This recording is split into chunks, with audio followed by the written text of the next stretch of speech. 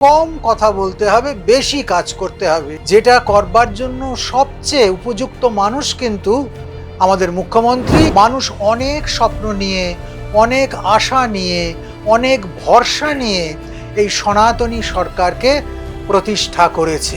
মা সরস্বতীকে কান ধরে স্কুল থেকে বার করে দেওয়া হবে। দুর্গাপুজো কোর্টের অর্ডার নিয়ে এসে দুর্গাপুজো করতে হয়েছে। স্বভাবতই সেখান থেকে যখন মানুষ একটা পরিবর্তন নিয়ে এসেছে, তখন মানুষের অনেক আশা আছে। দুটো সরকার মিলে আমাদের পেছিয়ে দিয়েছে, তাতে আমরা অন্তত 200 বছর পেছনে চলে গেছি। এই 200 বছরের পশ্চাৎপদতা দূর হতে পারে একদল মানুষের আত্মবলিদানে। প্রতিক্ষণে চেষ্টা করে যাবে, ষড়যন্ত্র করে যাবে কি করে এই সরকারকে ফেলে দেওয়া যায়, কি করলে এই সরকারের ক্ষতি হয়, মানুষের কাছে তার মুখ পড়ে।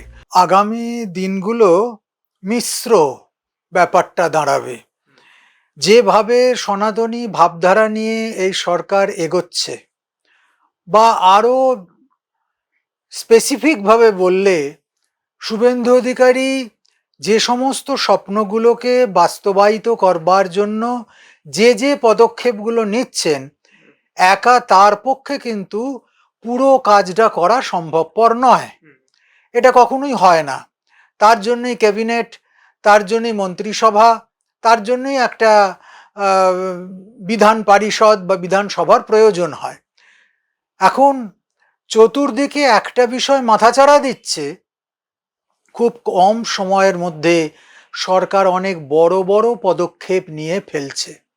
এটা ধীরে সুস্থে নিলে আমার মনে হয় ভালো হতো। বিশেষ করে হকার উচ্ছেদ, অন্নপূর্ণা ভাণ্ডার নিয়ে এই অল্প সময়ের মধ্যে যে খানিকটা জলঘোলা হয়ে গেল, সেটাও মানুষ ভালোভাবে নিচ্ছে না। তার পাশাপাশি কর্মসংস্থান, কেবলমাত্র মুখে বলা আর কাজে করা, এই দুটোর মধ্যে কিন্তু অনেকটা তফাৎ। ফলে আমাদের কি করতে হবে, এখন কম কথা বলতে হবে, বেশি কাজ করতে হবে। যেটা করবার জন্য সবচেয়ে উপযুক্ত মানুষ কিন্তু আমাদের মুখ্যমন্ত্রী, বর্তমান মুখ্যমন্ত্রী শুভেন্দু অধিকারী। ফলে তাকে কাজ করবার সুযোগ দিতে হবে।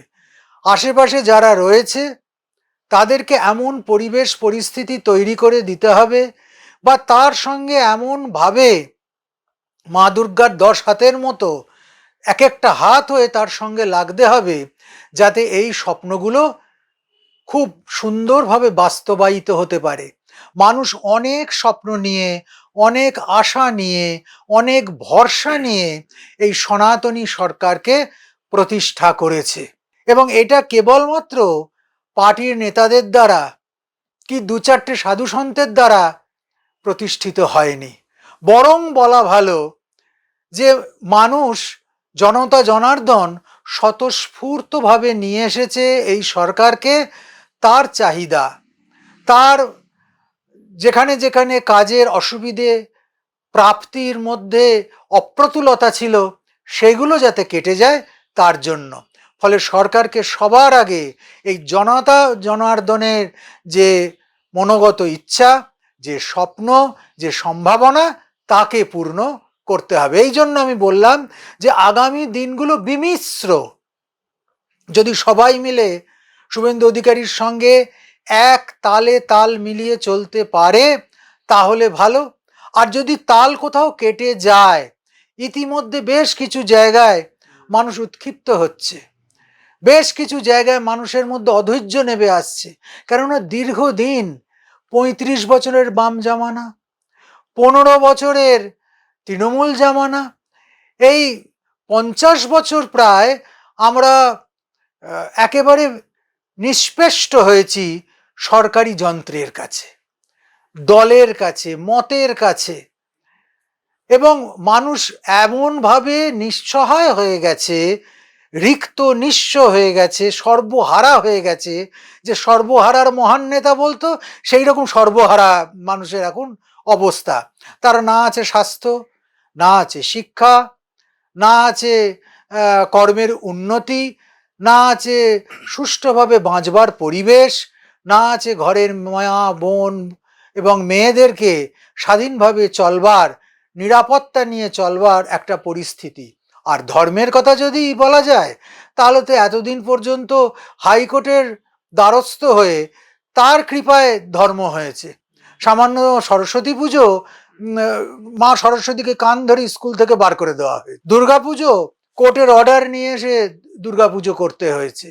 স্বভাবতই সেখান থেকে যখন মানুষ একটা পরিবর্তন নিয়ে এসেছে, তখন মানুষের অনেক আশা আছে, সেই আশাটাকে পূরণ করতে হবে। কেবলমাত্র মুখে বলে, বক্তৃতা করে, হুঙ্কার দিয়ে কিছু হবে না, তার পাশাপাশি বাস্তবায়িত করতে হবে। এবং সেই বাস্তবায়নের পেছনে একদল এমন মানুষ লাগবে যারা সনাতনের বার্তাকে অবিরাম মানুষকে স্মরণ করাতে থাকবে। অনেকটা সানাইয়ের পিছনে পো ধরবার মতো একজন থাকে যে ওই সানাইয়ের রিদিমটাকে ধরে রাখে। এরকম একদল সনাতনীকে, তাদের যে সাধু হতেই হবে, আমাদের মতো একদম টিকি, তেলক, ছাপা, গেরুয়া, সাদা এইসব না বস্ত্রে ভূষণে সেজে ধর্মের কথা বলতে হবে তার কোনো মানে নেই। নিঃস্বার্থপর মানুষ চাই, যে 50 বছর দুটো সরকার মিলে আমাদের পেছিয়ে দিয়েছে, তাতে আমরা অন্তত 200 বছর পেছনে চলে গেছি।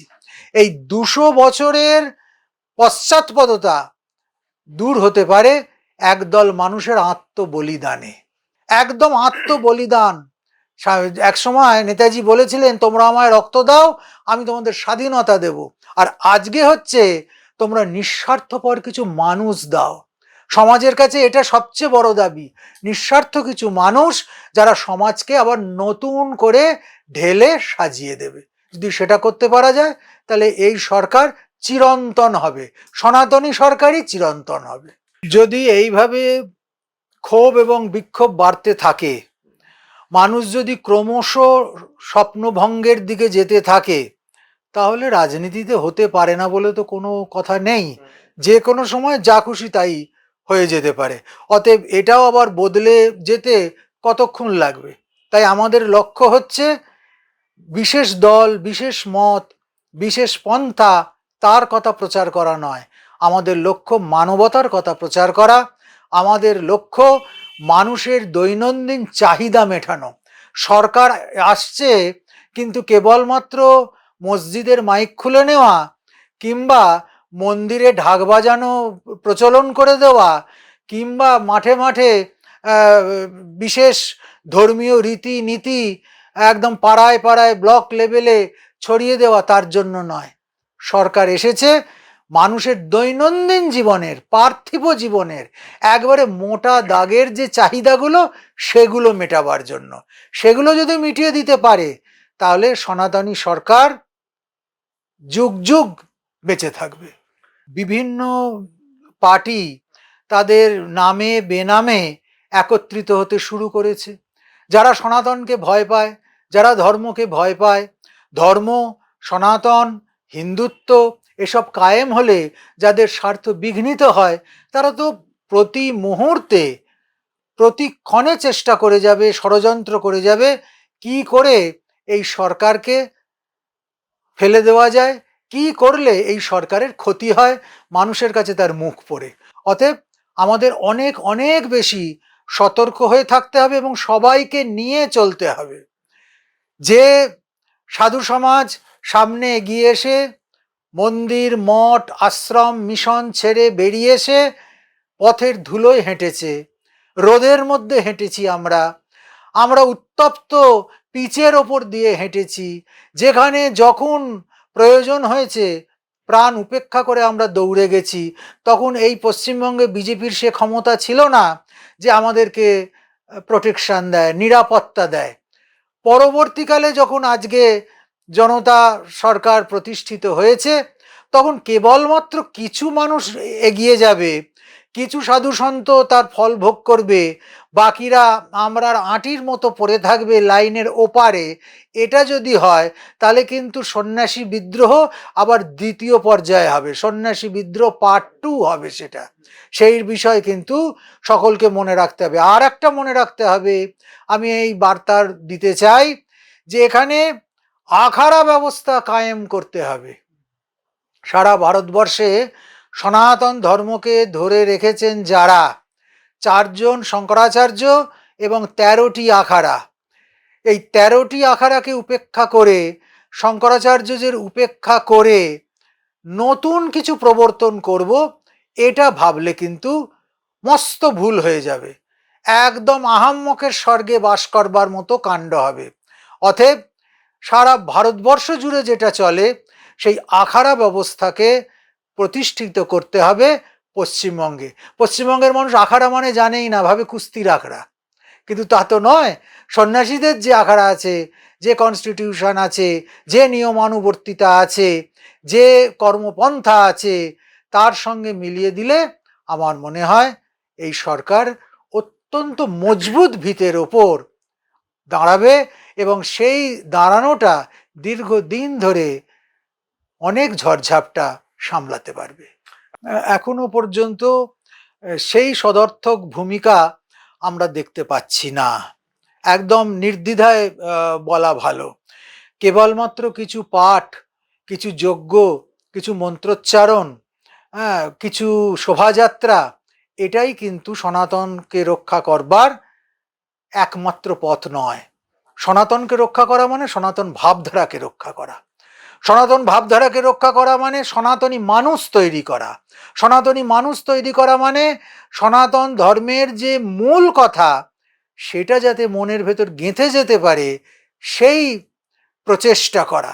যদিও সময় এমন কিছু হয়নি, মাত্র 3 মাস, 3.5 মাসের একটা ছোট্ট শিশু, কিন্তু আমাদের লক্ষ্য রাখতে হবে যাতে সনাতন ধর্মের সাবেক ভাবধারা, একদম মূল বৈদিক নিষ্ঠা, বৈদিক ভাবধারায় একদল মানুষ আমরা তৈরি করতে পারি, যারা হবে সনাতনের যোদ্ধা।